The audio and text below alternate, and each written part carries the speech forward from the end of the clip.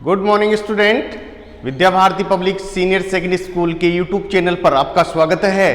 और आज आप लोग फिर से देखेंगे आप लोग जो पपीते की फसल का जो वीडियो चल रहा है, तो उसमें कुछ बिंदु ऐसे रह गए हैं, उनके बारे में आप आज जानकारी प्राप्त कीजिए कि ऐसे पपीते की खेती में से कौन से बिंदु हैं जिनको हम सफलतापूर्वक करके बहुत अच्छा प्रोडक्शन ले सकते हैं। तो देखिए बेटा, यहां पर आपने प्रोपोगेशन कर लिया था पपीते के अंदर, और पपीते के अंदर प्रोपोगेशन बीज के द्वारा ही किया जाता है। और इसके बाद में हम बात करते हैं पौधे लगाने की विधि। तो देखिए, अपना टॉपिक रहेगा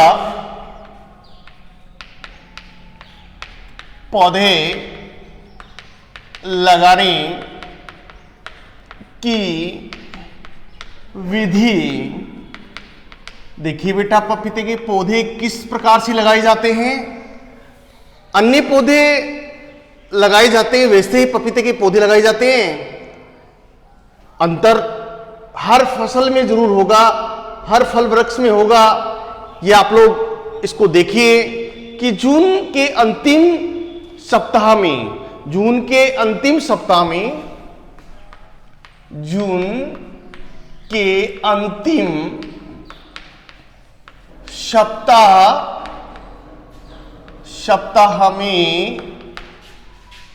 45 गुना 45 सेंटीमीटर आकार के गड्ढे खोदें। आकार के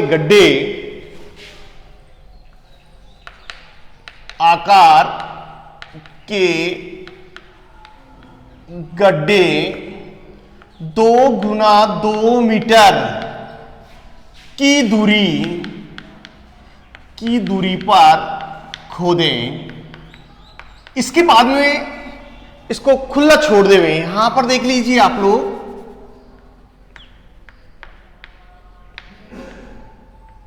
देखिए बेटा, आप लोग गड्ढे खोदेंगे 45 गुना 45 गुना 45 लंबाई गुना चौड़ाई गुना ऊंचाई आकार के गड्ढे। ये बहुत ही इंपॉर्टेंट है यहां पर, क्योंकि कई बार परीक्षा में पूछ लिया जाता है कि पपीते के अंदर कितने आकार के गड्ढे खोदे जाते हैं। तो आपके ट्रिप्स पर होना चाहिए 45 गुना 45 गुना 45 सेंटीमीटर आकार के गड्ढे खोदे हैं। और कितनी दूरी पर खोदे हैं? 2 गुना 2 मीटर की दूरी पर इसको खोद कर खुला छोड़ देवें। और प्रत्येक गड्ढे के अंदर क्या करना है आपको? प्रत्येक गड्ढे में 200 ग्राम क्या करना है आप लोगों को? सुपर फास्फेट लेना है। 200 ग्राम सुपर फास्फेट कोमा आप लोग 10 किलोग्राम 10 केजी सड़ी हुई गोबर की खाद कोमा 50 से 100 ग्राम ले सकते हैं आप लोग यहां। लेकिन यहां पर ये छोटा पौधा होने के कारण यहां पर, और गड्ढा भी छोटा है, तो आप लोग 50 ग्राम क्यूमनॉल फॉस 1.5% का चूरण मिट्टी मिश्रण में मिलाकर गड्ढे को भर देवें। ठीक है ना। इसके बाद में देखेंगे आप लोग, आपने गड्ढा भर दिया है और भरने के बाद में इसको आपने कुछ समय के लिए उसको छोड़ दिया है। इसके बाद में जिन किसानों के पास में सिंचाई की समुचित व्यवस्था होती है वो फरवरी मार्च के अंदर पौधे का रोपण कर देवे। अन्यथा पौधे का रोपण जुलाई अगस्त माह में करें, क्योंकि ये एक वर्षा का समय होता है जिसमें पौधा सक्सेसफुल हो जाता है और कम उम्र में ही फल देना शुरू कर देता है। ध्यान रखिएगा, आप लोग इस बिंदु को आप लोग सिस्टमेटिक तरीके से लागू करते हैं या अपनाते हैं तो निश्चित रूप से पौधा बहुत ही अच्छा प्रोडक्शन देता है। तो यहां पर देखना, तैयार पौधों को जुलाई अगस्त माह में तैयार तैयार पौधों को जुलाई अगस्त माह में रोपण कर देवें। अब आप लोग रोपण कर रहे हैं, लेकिन एक बात का ध्यान रखेंगे, इसके अंदर बहुत बड़ी समस्या होती है जो आपके सामने अभी बताई जा रही है कि प्रत्येक गड्ढे में 2 पौधे लगाएं। प्रत्येक गड्ढे में कितने पौधे लगने चाहिए?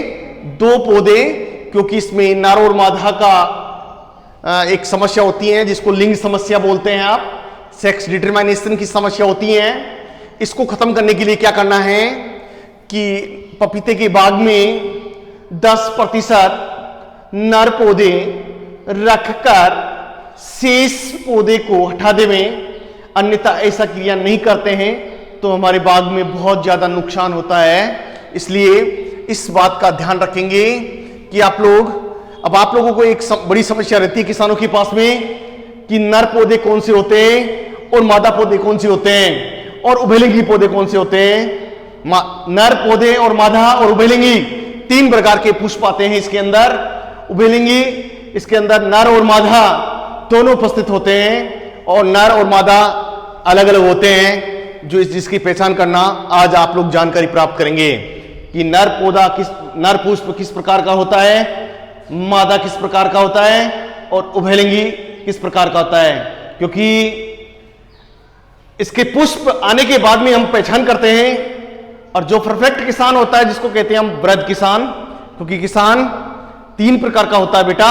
एक तो होता है लघु किसान, एक सीमांत किसान और एक होता है वर्ध किसान। तो वर्ध किसान होता है जिसको अपन कहते हैं बहुत बड़ा किसान, जिसको हर खेती के बारे में संपूर्ण जानकारी रखता है। तो यदि वो पपीता का बाग लगा रहा है तो वो पपीते के बाग के बारे में संपूर्ण जानकारी रखता है। देखिए, आप लोग तैयार पौधे को जुलाई अगस्त माह में लगा देवें या रोपण कर देवें और बाग के अंदर 10% नर पौधे रखकर शेष पौधे को हटा देवें। ठीक है ना। अब इसके बाद देखना आप लोग खाद एवं उर्वरक, इसके बाद में हम पुष्पों के बारे में जानकारी प्राप्त करेंगे। खाद एवं उर्वरक, ये देखिए, ये भी इंपॉर्टेंट बिंदु है। अगर किसान समय रहते हुए इसके अंदर खाद एवं उर्वरक की क्रिया नहीं अपनाता है तो पौधा ऐसे माइक्रोन्यूट्रिएंट्स के कमी के लक्षण प्रकट करके अपनी जीवन लीला समाप्त कर लेता है। तो यहां पर देखना, गोबर की खाद ये सड़ी हुई होनी चाहिए। ताजा गोबर लेता है किसान तो उसमें दीमक का प्रकोप हो जाता है और पौधा चला जाता है। तो यहां पर देखना, गोबर की खाद है, गोबर, ये लिख दिया आप, गोबर की खाद है वो है 25 से 30 किलोग्राम, 25 से 30 केजी प्रति प्लांट। ये देखिए, इसके बाद में देखना यूरिया या नत्रजन या नाइट्रोजन, यूरिया देखिए यहां पर 100 ग्राम प्रति प्लांट लेना है, 100 ग्राम प्रति प्लांट लेना है। देखिए, इसको भी 2-3 बार में देना है। ऐसा नहीं, जितने भी आप लोग फर्टिलाइजर्स ले रहे हैं यहाँ उपयोग, तो आप लोग 2-3 बार में इसको थोड़ा थोड़ा लेकर आप लोग उपयोग कर सकते हैं। अगर एक साथ हम इतना उपयोग करते हैं तो पौधा जलने की संभावना होती है। इसलिए आप लोग इसको बहुत ही समझदारी के साथ में इसका उपयोग करें। इसके बाद में देखना सुपर फास्फेट कितना लेना है, इसको आप लोग एसएसपी के नाम से भी जानते हैं। ये एसएसपी जो सुपर फास्फेट है वो डीएसपी में आता है और टीएसपी में आता है। देखना, तो यहां पर सिंगल सुपर फास्फेट है, ये आप लोगों को लेना है, कितना लेना है, 400 ग्राम। कितना लेना है, 400 ग्राम प्रति प्लांट, 400 ग्राम प्रति प्लांट लेना है। और इसके बाद में MOP देखना बेटा, जिसको म्यूरेट ऑफ पोटास, जिसका दूसरा नाम है पोटेशियम क्लोराइड। ये ध्यान रखना, कई बार पूछ लेते हैं क्योंकि इसका सवाल है आपके प्रैक्टिकल के अंदर कि एक किसान के पास में या एक किसान 2 हेक्टेयर क्षेत्रफल में बाजरे की, गेहूं की, जौ की फसल बोना चाहता है। इस प्रकार से प्रश्न बनता है, मैं बोल रहा हूं, आप लोग सुनिए कि एक किसान 2 हेक्टेयर क्षेत्रफल में गेहूं की फसल बोना चाहता है यदि किसान 50 किलोग्राम नत्रजन, 60 किलोग्राम पोटेशियम, आप लोग लिख सकते हैं उसको फास्फोरस कितना 60 किलोग्राम फास्फोरस और 40 किलोग्राम पोटेशियम देना चाहता है। यदि किसान के पास में निम्न उर्वरक उपलब्ध है तो उर्वरकों की मात्रा, प्रत्येक उर्वरकों की मात्रा किलोग्राम में ज्ञात करनी है।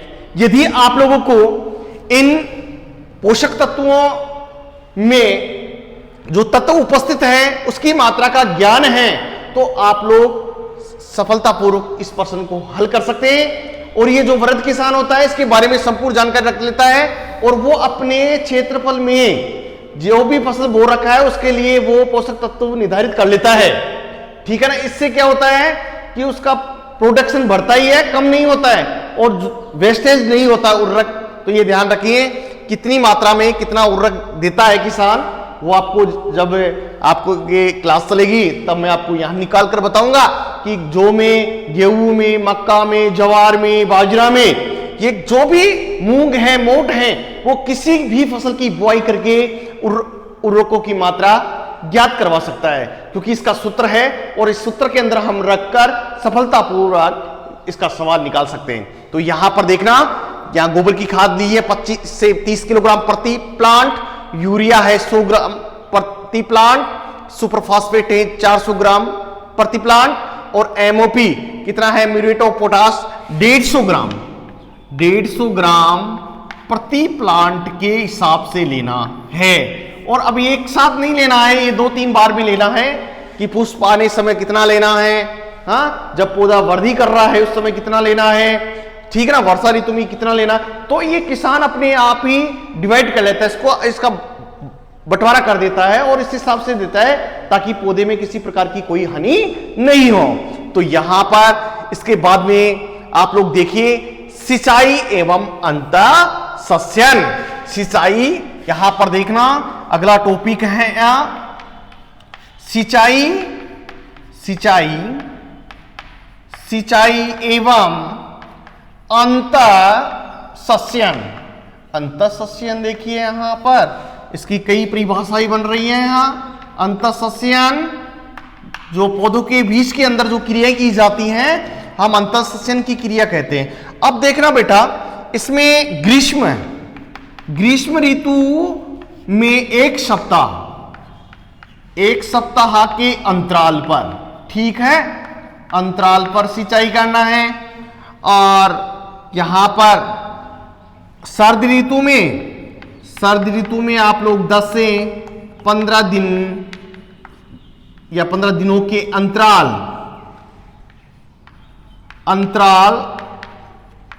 पर सिंचाई करें, ठीक है ना। ये देखिए आप लोग, अब इसमें नोट देखिए आप लोग, नोट जहां लग गया वहां पर आप लोग ध्यान देवें। तो यहां नोट लगा लिखना है। इसके अंदर पपीते के अंदर सोलेनेसी, जैसे मिर्च है, टमाटर है, ये सोलेनेसी कुल व कुकुरबिटेसी जिसको कद्दू वर्गीय, कुकुरबिटेसी कुल किसको कहते हैं, कद्दू वर्गीय फसलों को कहते हैं। और कुकुरबिटेसी में कद्दू वर्गों को रखा गया है क्योंकि आपने 11वीं क्लास में पढ़ा है, ठीक है। सब्जियों की खेती के बारे में आपने 11वीं क्लास में अध्ययन किया है बेटा, और ये जेट के अंदर भी सिलेबस है, आप लोग ध्यान रखिए। सोलेनेसी में भी याद करना है, कुकुरबिटेसी में करना है आपको, ठीक है ना। और जैसे प्याज, लहसुन है, इलायची, इसको आप लोग याद करना बहुत जरूरी है क्योंकि यदि आप लोग याद नहीं करेंगे तो बहुत सारे ऐसे प्रश्न हैं जो इसमें सब्जियों की खेती में उठेंगे। बीज दर पूछ सकता है कि टमाटर की बीज दर कितनी रखी जाती है, मिर्च की कितनी रखी जाती है, तो आप लोगों को ये याद करना ही है।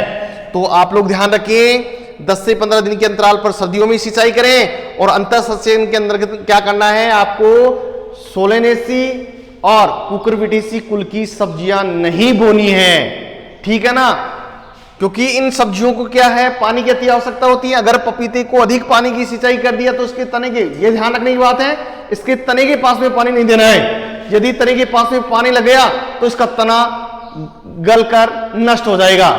इसके बाद में आप लोग अगला बिंदु लेंगे, आपका है लिंग भेद। यहां पर आप लोग अगला बिंदु देख रहे हैं बेटा, लिंग भेद। ये देखिए आप लोग,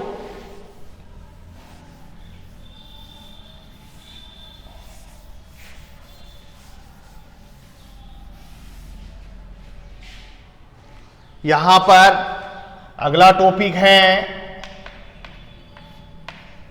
पपीते में लिंग भेद, या आप लोग लिख सकते हैं लिंग भेद, जिसको हम अंग्रेजी में सेक्स आइडेंटिफिकेशन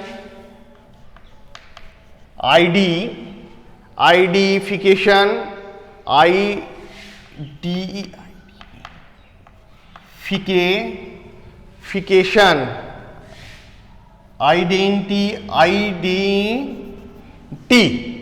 ठीक है ना, आइडेंटिफिकेशन, ठीक है ना, ये हो गया इसका सेक्स आइडेंटिफिकेशन, जिसको कहते हैं पहचान करना, लिंग भेद। इनमें जो नर, मादा और उभयलिंगी प्रकार के पुष्प आते हैं, उसको किस प्रकार से पहचान करना है, उसका अंतर बताना है, उसका भेद बताना है, तो ये ध्यान रखिए आप लोग। तो यहां पर मैं बता रहा हूं, पौधरोपण के 50 दिन बाद, पौधरोपण के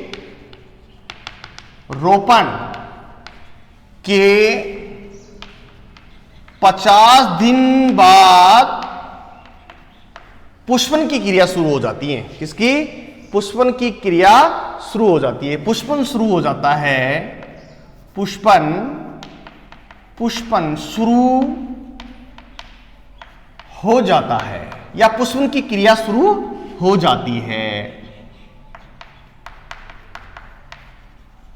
पपीते में 3 प्रकार के, क्या? पपीते में 3 प्रकार के या 3 तरह के या 3 प्रकार के पुष्प होते हैं, पुष्प होते हैं। पहला क्या है? नर पुष्प। क्या है? आप लोग पहला लिख लीजिए, मादा पुष्प, ठीक है, मादा पुष्प। दूसरा है नर पुष्प, और तीसरा है उभयलिंगी पुष्प, ठीक है ना बेटा। इसके बाद में देखेंगे आप लोग, सबसे पहले मादा पुष्प के बारे में जानकारी प्राप्त कीजिए। ये मादा पुष्प है, या ये कौन? मादा पुष्प है, पत्तियों के कक्ष से छोटे डंठलों पर निकलते हैं। इनकी लंबाई 1 से 3 इंच तक होती है। इनका आकार बड़ा तथा नीचे से चक्रीनुमा होते हैं। इनमें पुंकेसर नहीं पाया जाता है और डिंब ग्रंथि स्पष्ट दिखाई देती है। इसके बाद में क्या होता है? डिंब ग्रंथि, किसमें? मादा पुष्प में डिंब ग्रंथि विकसित होकर पपीते के फल में परिवर्तित हो जाती हैं, अर्थात पपीते का फल बन जाता है, ठीक है। ध्यान क्या आपने देखना, मादा फूल, ये पत्तियों के कक्ष से छोटे डंठलों पर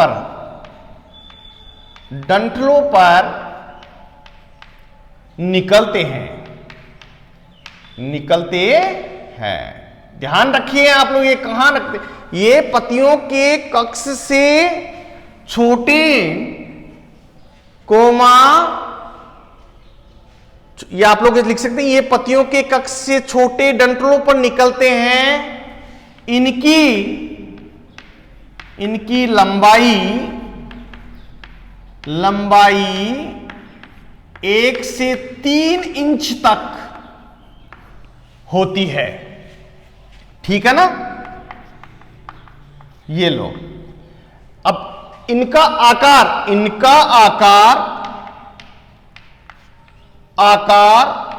बड़ा, क्योंकि हमेशा मादा का फूल होता है वो बड़ा होता है, अन्य फूलों से बड़ा होता है। इसकी पहचान आसानी से की जा सकती है। आकार बड़ा तथा नीचे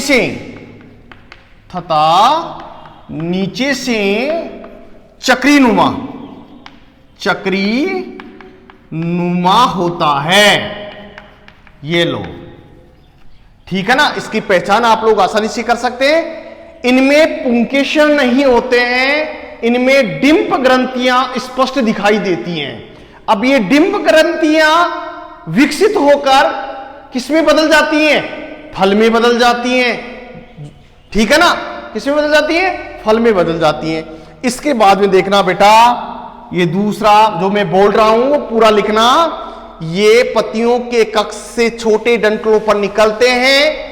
इनकी लंबाई 1 से 3 इंच होती है। इनका आकार बड़ा तथा नीचे चक्री नुमा होता है। ठीक है ना? इनका आकार बड़ा तथा नीचे से चक्री नुमा होता है। इनमें पुंकेशन नहीं होते हैं, इनमें केवल डिंप ग्रंथि विकसित होती है और ये विकसित होकर किसमें बदल जाती है? फल में बदल जाती है। ठीक है ना बेटा? इसके बाद में अपन आगे बात करते हैं नर फूल। क्या? नर फूल। देखना, नर फूल के बारे में आप लोग बात कीजिए। ठीक है? नर फूल देखिए आप लोग, यहां पर नर फूल लिखा है मैंने। नर फूल की पहचान देखिए, नर फूल लंबी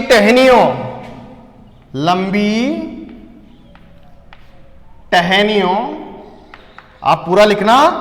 नर फूल लंबी टहनियों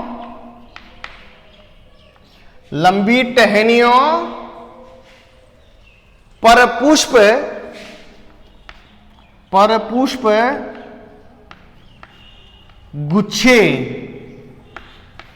गुच्छे में लटके हुए होते हैं। गुच्छे में लटके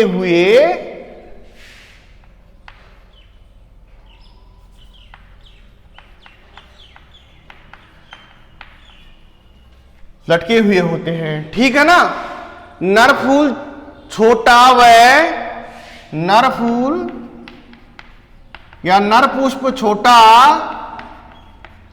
वह पूर्ण रूप से विकसित होता है। वह पूर्ण रूप से विकसित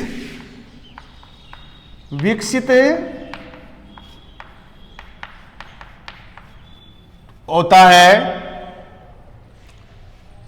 ये फूल मादा फूल से पतले, यह फूल मादा फूल से पतले तथा छोटी छोटी नलिकाओं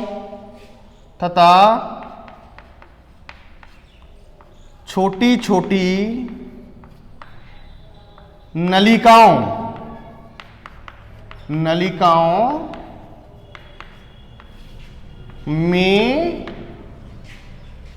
नलिकाओं की तरह होते हैं। ठीक है ना बेटा? तो इसमें फल का निर्माण नहीं होता है। यहां पर देखना, लंबी टहनियों पर पुष्प गुच्छे में लटके हुए होते हैं। नर फूल छोटा व पूर्ण रूप से विकसित होता है। ये फूल मादा फूल से पतले तथा छोटी छोटी नलिकाओं की तरह होते हैं। ठीक है ना? यहां इसके बाद में आप लोग बात कीजिए उभयलिंगी। क्या? उभयलिंगी। यहां पर अगला पुष्प है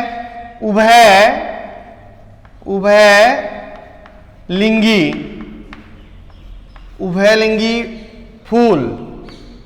ठीक है ना? या पुष्प कह सकते हैं आप लोग। उभयलिंगी फूल जिसमें नर और मादा दोनों, देखना यहां पर उभयलिंगी पुष्प मध्यम आकार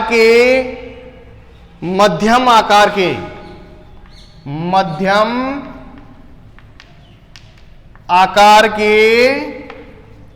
मादा तथा नर, ठीक है ना, आकार के नर और मादा या मादा और नर, ठीक है, मादा और नर के बीच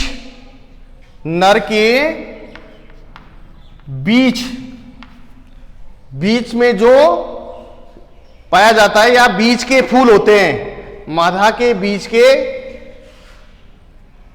मध्यम आकार के मादा और नर के बीच के फूल होते हैं। न बड़ा होता है न छोटा होता है, मीन्स समझ गए होंगे आप लोग, ये बीज का फूल होते हैं। ये पुष्प गुच्छों में निकलते हैं, ये पुष्प गुच्छों में निकलते हैं, गुच्छों में निकलते हैं। ये देखिए बेटा, ये उभयलिंगी पुष्प क्या होते हैं? ये मध्यम आकार के मादा और नर के बीच के फूल होते हैं। ये पुष्प दोनों के बारे में आपने जानकारी प्राप्त कर ली है। इनके बीच का जो फूल होता है वो उभयलिंगी पुष्प कहलाता है। ये पुष्प गुच्छों में निकलते हैं। ये पुष्प किस में निकलते हैं? गुच्छों में निकलते हैं। और इनके जो फल हैं वो खीरा की शक्ल के होते हैं। इसके फल खीरा की शकल के होते हैं। ये ध्यान रखना, खीरा की शकल के होते हैं, क्योंकि इसमें कहने का मतलब ये इतना विकसित नहीं होता है ये फल, इसके फल खीरा की आकार के होते हैं, ठीक है ना। कभी कभार देखना पीछे से मोटा हो जाता है और आगे से पतला होता है, तो वो उभयलिंगी फल कहलाते होते हैं, ठीक है ना। इन तीनों प्रकार के फूलों में, यहां पर देखना, इन तीनों प्रकार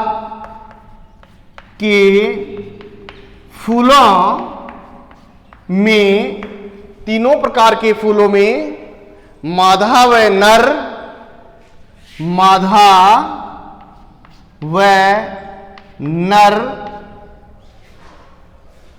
नर फूल तो स्थिर संख्या में होते हैं। फूल तो स्थिर संख्या में होते हैं। और उभयलिंगी वातावरण में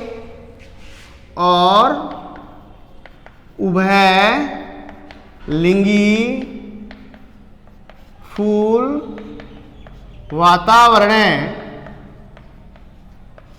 के परिवर्तन, वातावरण में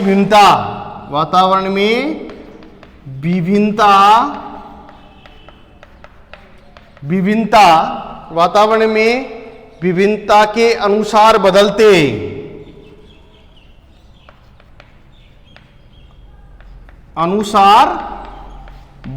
हैं। ये देख लीजिए बेटा, देखिए क्या है, इन तीनों प्रकार के फूल कौन से? नर, मादा और उभयलिंगी। इन तीनों प्रकार के फूलों में मादा व नर फूल तो स्थिर संख्या में होते हैं और उभयलिंगी फूल वातावरण में भिन्नता के अनुसार बदलते हैं। तो देखना बेटा, जो आपने सेक्स आइडेंटिफिकेशन के बारे में जानकारी प्राप्त की है, लिंग भेद के बारे में। ये पौधरोपण के 50 दिन बाद पपीते में पुष्पन की क्रिया शुरू हो जाती है। और पपीते में 3 प्रकार के पुष्प होते हैं। एक तो होता है मादा पुष्प, दूसरा है नर पुष्प और तीसरा है उभयलिंगी पुष्प। इन तीनों फूलों के बारे में आपको बता दिया गया है। यहां पर कई बार संक्षेप में टिप्पणी पूछ लेते हैं लिंग भेद के बारे में, तो आप लोग इसको अच्छे प्रकार से बताना है और आप लोग इसको 2 नंबर अपने खाते में आसानी पूर्वक डालिए। ठीक है ना बेटा? तो देखिए बेटा, आज का जो वीडियो है आपको अच्छा लगा होगा।